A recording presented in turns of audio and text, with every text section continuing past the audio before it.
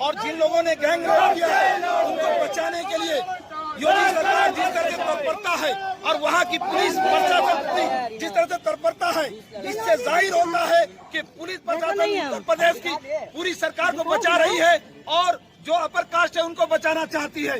लेकिन कांग्रेस पूरे देश में इस आंदोलन को आगे बढ़ाना चाहती है और हमारा मुतालबा है कि उस परिवार को पूरा इंसाफ मिलना चाहिए। उस परिवार का मुतालबा है कि 4 दोषियों को खुलेआम फांसी दिया जाए और ऐसी सरकार को बर्खास्त कर दिया जाए। उनको नैतिक जिम्मेदारी का कोई अधिकार नहीं।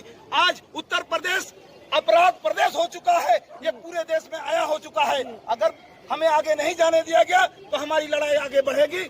हम ममता बनर्जी की सरकार में भी महिलाएं कोई सुरक्षित नहीं है। यहाँ भी हमारा आंदोलन है, जिस तरह जंगल राज उत्तर प्रदेश के खिलाफ हमारा आंदोलन है। आपका नाम बताइए। जाहिद हुसैन। अच्छा प्रेसिडेंट, एक सवाल आपसे ये है कि प्रियंका और राहुल गांधी को आज रोक दिया गया है, आगे नहीं बढ़ने दिया गया। 144 धारा जारी हो चुका है। यहाँ तक कि उस लड़की को भी घर, मतलब जो अंतिम जो है यात्रा के लिए भी घर अलाउ नहीं किया। रात के अंधेरे में वो बॉडी जला दिया गया है।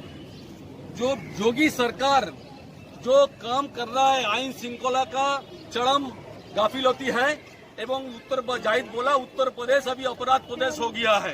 जो प्रियंका गांधी वो भेंट करने जाना था मनीषा का घर में, उसका पिताजी को माताजी के साथ भेंट करना था, राहुल गांधी प्रियंका गांधी, उसको रोक दिया गया। इसलिए हम मानता है उत्तर प्रदेश में गणतंत्र नहीं है, डेमोक्रेसी नहीं है, जो जाने नहीं सकता है। एक बच्ची मर गया है, उसको गैंग रेप करके मार दिया गया है।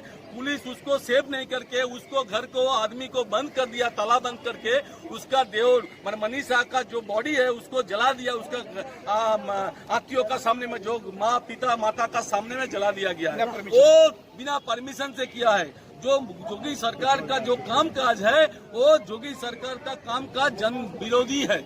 इसीलिए योगी सरकार का एक मिनट भी क्षमता में रहना नामुमकिन है। हम उतार देगा योगी सरकार को। प्रियंका गांधी इतना जोर आंदोलन करेगा उत्तर प्रदेश में, उत्तर प्रदेश का योगी सरकार